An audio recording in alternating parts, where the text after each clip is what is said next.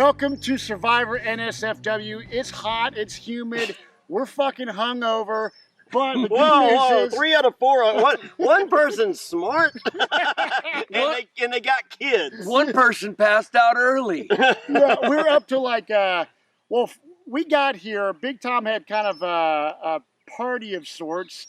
So we had T-Bird and Tanya and Donathan and myself and Fairplay and Bubba and a bunch of kinfolk and people from, you know, the beautiful Appalachian Hills of Virginia. This is my first time here.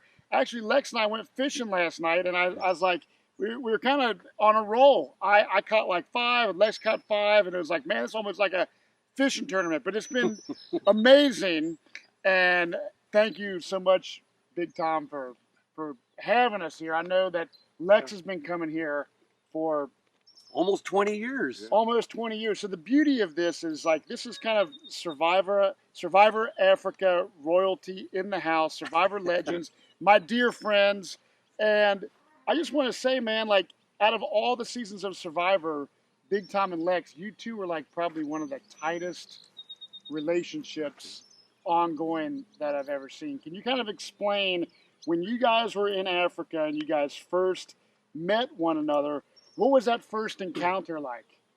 Well, I can tell you my first encounter.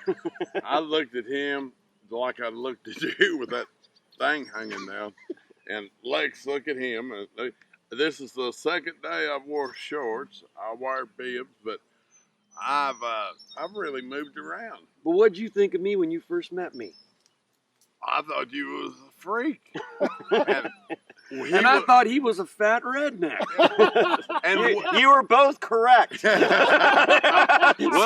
alert. Yeah.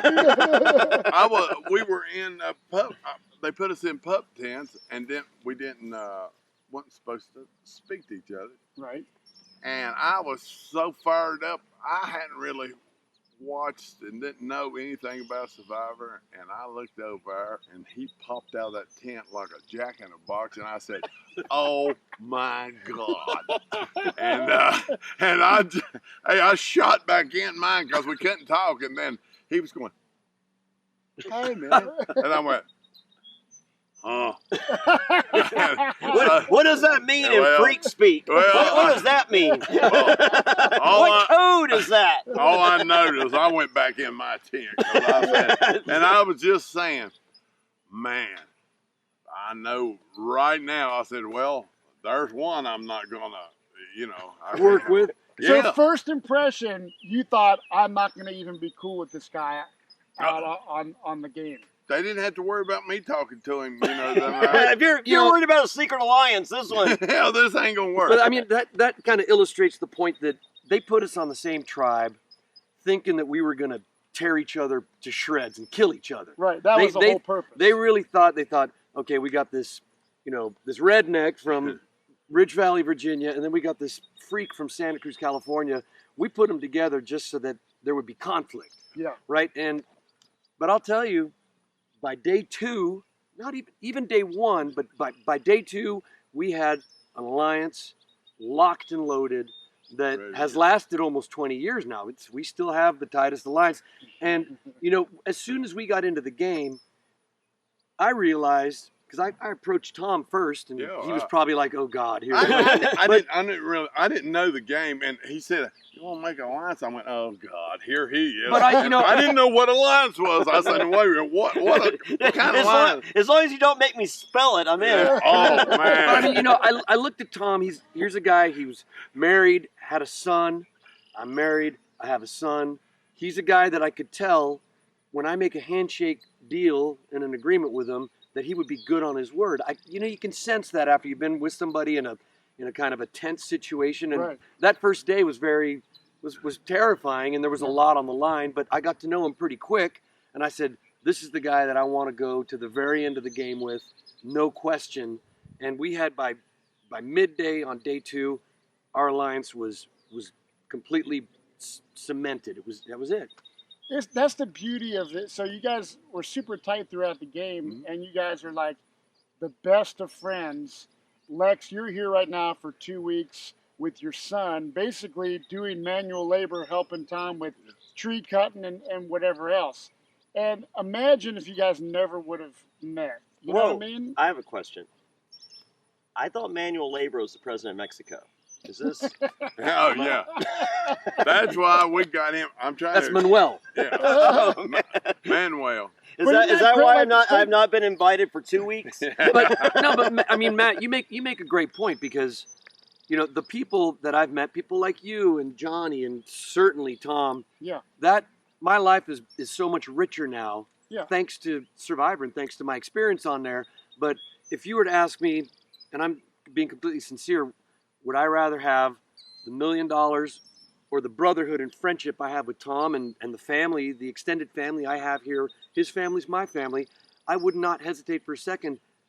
I don't need that $1 million. I would have spent it probably already. Yeah. But this is something I got for the rest of my life. Yeah. And coming here, I mean, this is one of the most beautiful I've been a lot of places out in the country and stuff, but this is paradise. Yeah. I mean, it's kind of indescribable unless you've been here, how beautiful it is. You're not invited.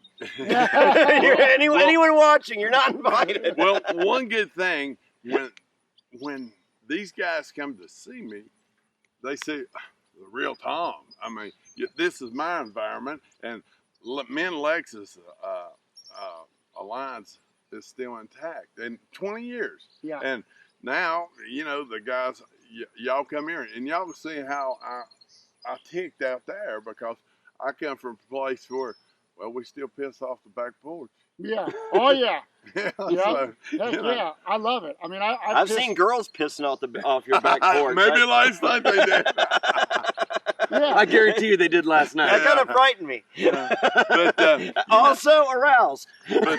but Matt, I've been to his house, and Jonny, I had to live with him in Japan, so I've learned these guys that are truly, wound up. We're just like a motorcycle gang now. We're tight, and as the years go on, I'm the oldest of the bunch, but I appreciate them coming here, because my days is traveling. I ain't around, but to come here and have them, and then when they leave, they say, "Well, I see why Tom was a dumbass. Hell, he ain't ever been out that holler."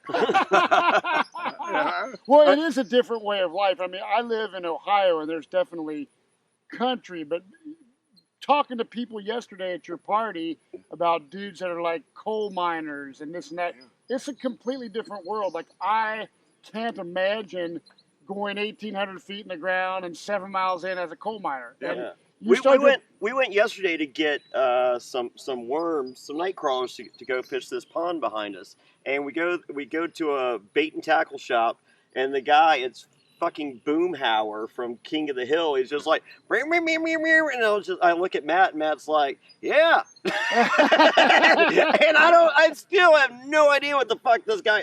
I'm from Danville, Virginia. I mean, like the last Cowboy Confederacy, and they're the first to remind you of that fact. They run around, they're like, we want to wave our flag. I'm like, well, why don't you wave the last one, the white one? Come on. What? You ain't, I mean, I like current shit. Your last flag was a white flag. Let's see it. So, but you would think I, of all people, could do some no translate.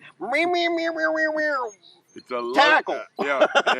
Everyone is cool. Like, yes. I haven't met a rude person since I've been here. Well, except for Fairplay. And you get used to it. And Devin. Yeah. But it's just it's good to have y'all guys here, and our we actually live in Rich Valley. Yeah. We get our mail from Salvos, which takes an extra day. People would send stuff, so how come you didn't respond? I said, well, the horse hadn't come down the road yet with the mail. I mean, it takes a while here. And, right. And so everything's at a slower pace, but Rich Valley runs through there, and I think Sandy said she was a school teacher, and about 150, 125 kids go to school there, Wow. And this is what? So let me ask you this, Big Tom. So you're from this small, like, out in the middle of nowhere place. You being on Survivor, was this whole community impacted, and is it still impacted today by Big Tom, the TV celebrity from Survivor? Honestly, because I saw that big banner in front of your house of a huge banner, Big Tom in some Chevy truck or something. He's on billboards. Yeah. Yeah. So how did that affect Uh, your town and your life? well, obviously I hadn't got a town, but the closest town is Chilhowee and Saltville. I was a baby Elvis Presley. I couldn't get out of the house, but my whole community, man, they just you go through here. They were all glued. They said you could rob any house in Rich Valley when the episode come on because they was going, that's Big Tom. And so they said that people said, well, if I was a thief, I'd just go through Rich Valley when Survivor's On Thursday night. Thursday night, you can go in there. And it's not that way. You know, it's hard to believe it's been 18 years, and it is unbelievable. But the support I had from, I was at not only Rich Valley, but Smith, the whole corner of the state had just a local yokel that's dumb as a rock, and out there, hey, I was happy as a monkey with two dicks out there. I didn't know what to do. Pretty happy. Yeah, but obviously. What do you do with the second one? One to tea with? What was it? One to pee with? One to brush mama's teeth with? But obviously, Lex, you know, I had to help me through the game on some stuff, but you know, I knew a little bit on like water, animals and stuff like that. But I didn't know.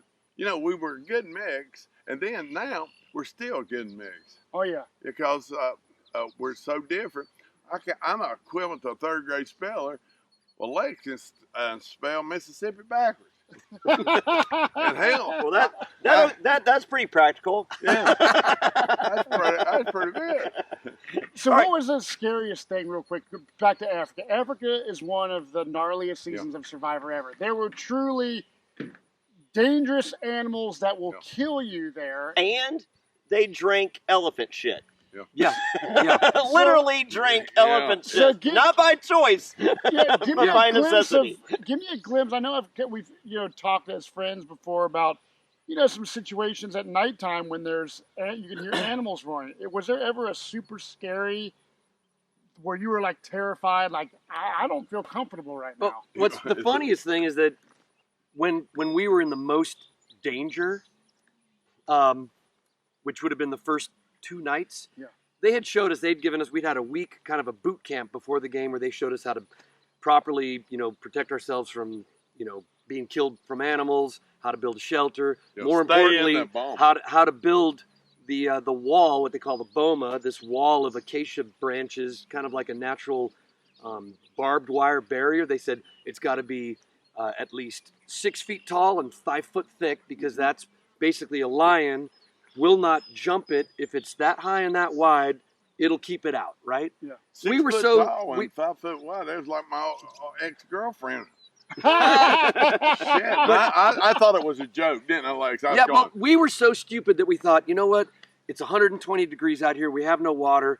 I'm not going to work that hard, so let's build it 4 foot high and 3 feet deep, and then we'll tap out.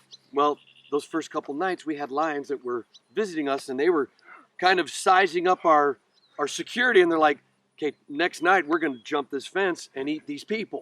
Well, we got a visit from Burnett, and Burnett never visited players in the game while it was going on. Well, he came out and he said, all right, you guys, here's the thing. Hey, stupid. We trained you on how to make this proper fence, but y'all are lazy, and I don't want to send one of you guys home in a body bag, but more than anything, I do not want to send one of my camera guys or my crew home in a body bag, because they're here, they're my employees, their families are back home, and they're here to work, not to play a game. Right. So, and you guys are endangering my crew by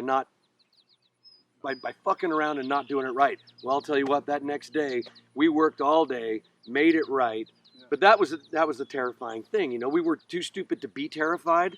But then we knew, okay, we've almost been killed here. And you said last night, I think, that you guys never slept. No. And you had to keep a fire going, about a 4 foot tall flame, 24 hours. 24 hours. Which people don't realize, like, It's so when like you're making just, a fire just to keep it freaking going, dude. keeping a flame this high You is can a just 24-hour-a-day job. Yeah. But so all day we would have to gather firewood so that we'd have enough to burn a fire 24/7, especially 4-foot-high flame at night, because that's what kept the animals kind of at bay. Yeah.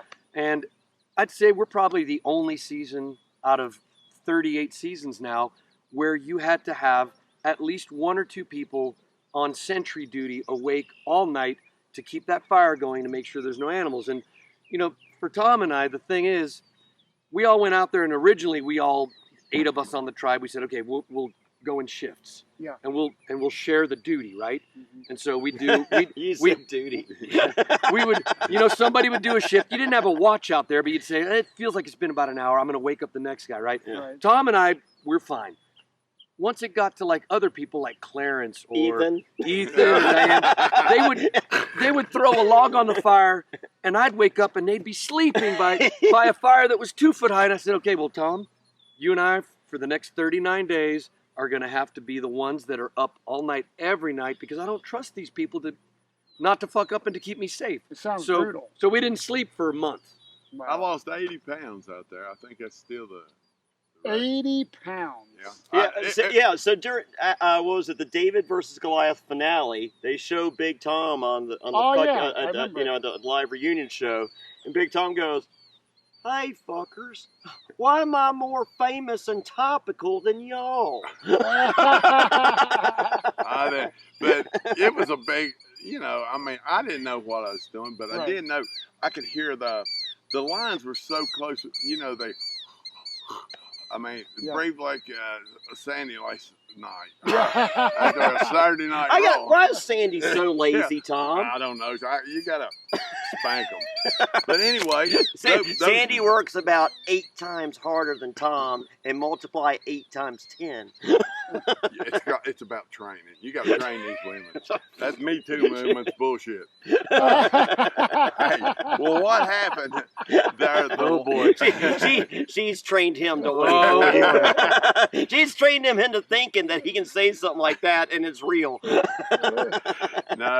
Hashtag oh no. Oh no. But anyway, the whole thing, and then we could hear those lines just roar in the distance. But they say sound carries sound, but right there in that boma, and you hear something right outside. That's not carrying with the wind. I mean, we witnessed it. No, we knew that. And then we could see their eyes. Yeah. They were close enough we could see their eyes as they were trying to figure out, some kind of weak spot in our fence to get in. Yeah. And the only thing that they gave us, that Survivor gave us to defend ourselves with, was a spear. Wow. Well, and none of us know how. I mean, I don't think we'd be that effective with a spear. Yeah. But people seem to think that there was security in our area with guns. Like Survivor hired some security people. We had none of that. None of that around camp. None of that at night. Yeah. The only time we had any kind of armed security is when we walked to tribal council every 3 days. Yeah. They would want us to walk to tribal council in like this high savanna grass with the sun setting, which is exactly when lions and leopards hunt. It's dinner time. Yeah, they wanted ding, ding, ding, ding. They wanted that Lion King shot. Oh yeah. So they'd say, okay, you walk 200 yards or 300 yards down that, savanna. That shot. And there were 3 guys. I think one had a machine gun, one had a shotgun, one had a rifle. Yeah. And those guys would be flanking us out of camera, but they were there because even though they kind of, checked out, surveyed, and cleared the area of animals before we were there, in the half hour that it took us to get there afterwards, they're like, we can't take any chances because if there's a lion that pops up out of there and these guys have nothing but a torch to defend themselves with, well, it's going to be ugly. Right. Yeah. And water buffaloes, the big 5 in Africa was, we were well aware of that, but a water buffalo is dangerous as more dangerous than a lion. Because they and we would run back and forth to get that water. Yeah. We shared the same water hole with all those animals, and so it was obvious we was going to run into them. And you made another comment about, because I have this new puppy that has this like diarrhea issue, and you said one of you guys didn't make a turd for how many days? He was a turd, but It was what 12 days. I went 12. I went No, but 12 I'm days saying- on but Pro. I went 14 afterwards- days without. without taking a shit. But Taking what a I'm shit, saying yeah. is, like, after the game, your stomachs were fucked up. Well, for a I mean, long I time, right? had so many parasites and bacteria. You know, I had Giardia, I had E. coli, I had Yeah. Salmonella, I had How long did that last? schistosomiasis. How long? Did it get Well, you- I was on medication. I was on medication for 6 months. It finally started. The medication finally started to work, and the meds made me more sick than the parasites. right. And then I did not take a firm poo Yeah. for 2 years. So people that think Survivor is like not real or it's not that hard, it's the real fucking deal. And back in Africa days, it was even gnarlier. Didn't they do it? Didn't they do a Where Are They Now before the next season? Like, because I remember seeing stuff about you. All right, so I had never seen Survivor before I was cast. I saw 2 minutes of the first finale. I go, these people are stupid. I would never do that. Yeah. And then fast forward to I get asked to be on the show. I go on eBay, and the collection that I bought off eBay, it was every episode of Survivor, every early show interview in which you guys said why you like. I found that to be the most useful thing. Is the early show stuff, where it's just like, you know, here's what they didn't show. And I'm just like, ooh, okay, well this is important shit. But then they used to do a thing, and as I said, I like, because I didn't watch it in real time. You know, like it was just like like Where are they now? Where are they now? So what they'd have that episode kind of in between seasons just to keep people's, you know, give them their fix, their Survivor. Was it fix? just in the middle of the thing, or just like the week before the new season started, or I thought it was kind of in the middle, wasn't it? kind of just out of nowhere? I mean, they'd send a camera crew out to where we all lived. Yeah. And then, you know, on Tom, it was like they were filming him on the farm, me, you know, in Santa Cruz playing with my band or whatever. But didn't they show that you had some the parasites? Oh, yeah. I felt like I knew because you know, like as I said, I'm getting a crash course. Like I'm watching season 1, and it's just like I'm writing down, I'm voting by alphabetical order. I'm like, this season's worthless. Yeah. And then I get to Australia, it's just like we're still figuring it. I'm like, okay, because I literally had 2 weeks before I'm out there, and so I get to Africa, and I'm just like, here we go. Yeah. This is how I learned Survivor. So you were like Rice. I'm going through, and I'm like, okay, this guy, I'm playing a game like this. Yeah. And then I get to Thailand, was Thailand next or Marquesas? Marquesas was next. Okay, Marquesas. They kept productions calling or castings calling. They're just like, have you got to Boston Rob yet? Have you got to Boston Rob yet? And they keep calling, and finally I get to, they're just like, what do you think? I'm like, that motherfucker didn't make the jury. Why are you telling me? No, I'm trying to keep this character on TV for as long as possible. So, but I am seeing, I'm just like, well, apparently you got to be nice. Like, you know, that's a key that I wasn't playing, you know, because I'm just like, I'm going to be a bad guy. But fortunately, I got to Amazon, and I saw Rob C jump from alliance to alliance pretty much with no consequence. And I'm like, all right, here's something, you know, like you know, I want to grab that blueprint and just crank it up to 11. Yeah. So, but watching, I like, you know, big time. I like, you know, I'm despite, you know, my black heart. You know, I saw a fellow Virginian, and I'm just like, I like that. I'm like, that's not going to be my gameplay, but that's my guy. Ethan, I thought sucked. And then I meet him, I'm just like, this motherfucker's more evil than me. Well, spoiler alert. Hey, one thing about it, I had an alliance with Lex and Ethan and me, and Ethan still comes down here and visits with me, and we still got an alliance. Not as close maybe as me and Lex, but in the game we weren't that close because Ethan was running around there saying, yeah, I tell him because the sky was falling and he'd put on a hard hat if we had one. Yeah. And I mean, but he was truly, where did we go up there when we went up there? The hot air balloon? Yeah, me and Lex went on that hot air balloon ride, and that just we melted together. I mean, we saw stuff up there. Yeah. That made me cry. I mean, like, you know, there was just back in the day, like, you know, I like a lot of fans complain about the fact that they film in Fiji every single time, and I'm just like, well, I get what you're saying, Like, I like when they, when they would go to the villages and stuff. I thought that was cool seeing that. But I'm selfish in the fact that I want to play Survivor, and when I'm done, I want that plane ticket to go back and take Piper and Madeline, or whoever, like that's like that ability to share that experience.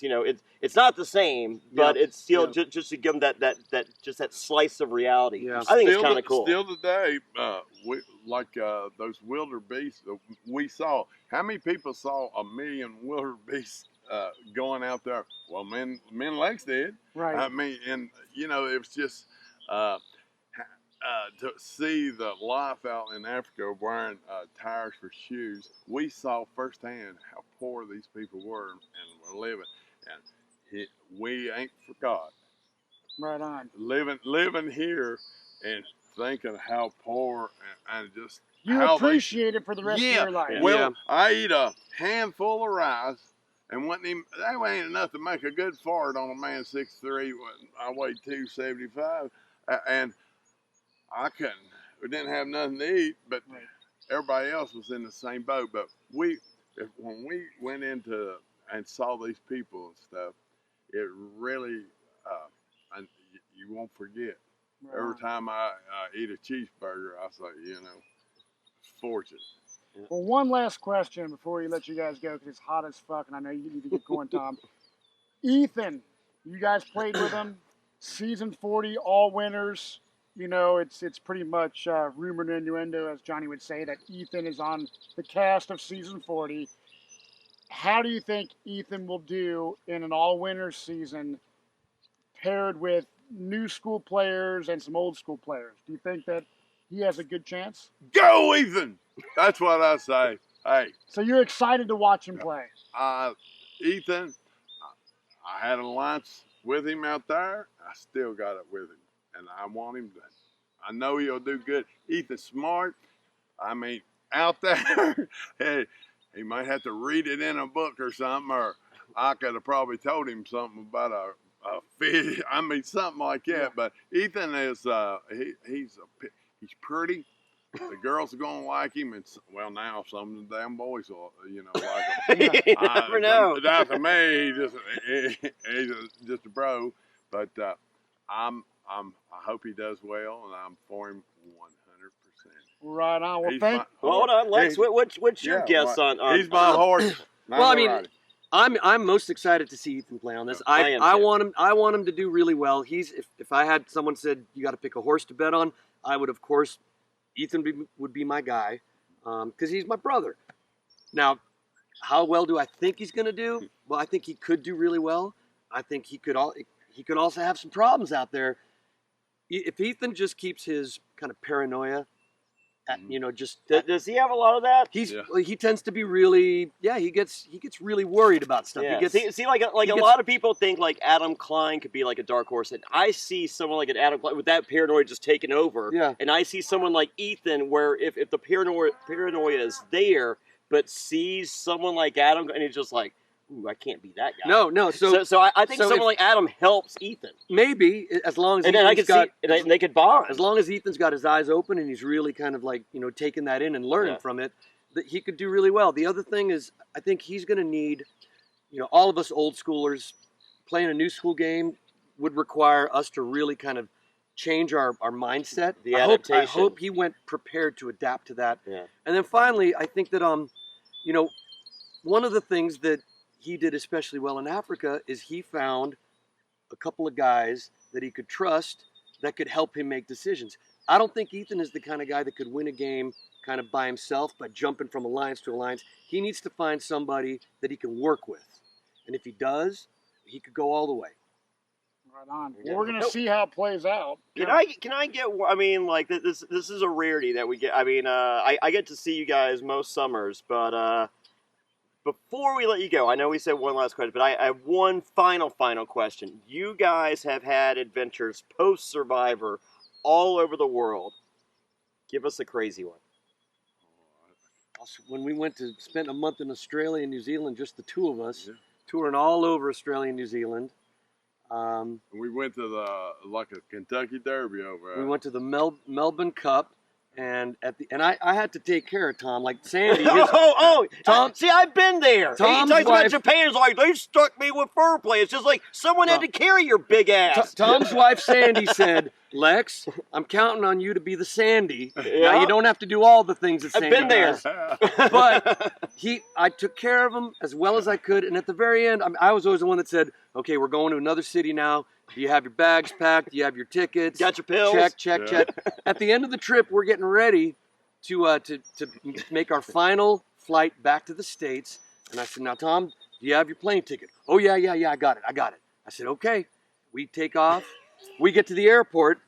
Tom's like, "I don't have my ticket. I lost my ticket." Well, back he didn't have before. Back then, if you lost your ticket, you couldn't just go to the counter and have them print you another one.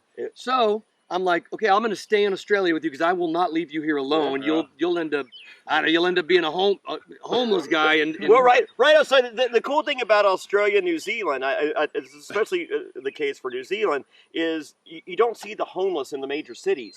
But Okay. we gotta go. Okay, but outside the cities, like they'll let you outside 5 miles outside the city. You can camp. You can set up shop. Yeah. So big Tom. I could see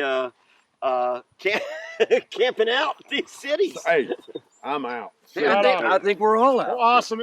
Cheers, everybody. You've been a great host, Big Tom, and we'll see you next time on Survivor NSFW. See y'all.